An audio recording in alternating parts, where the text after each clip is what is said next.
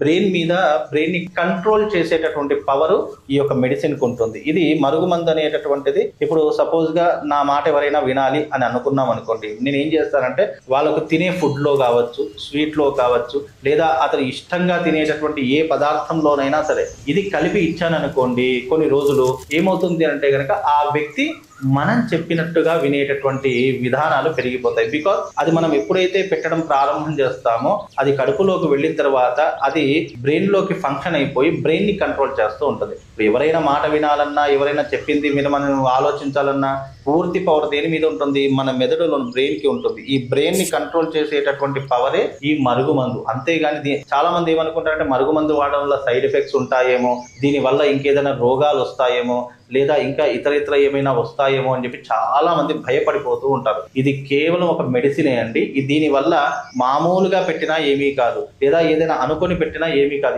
దీని వల్ల side effects గాను లేదు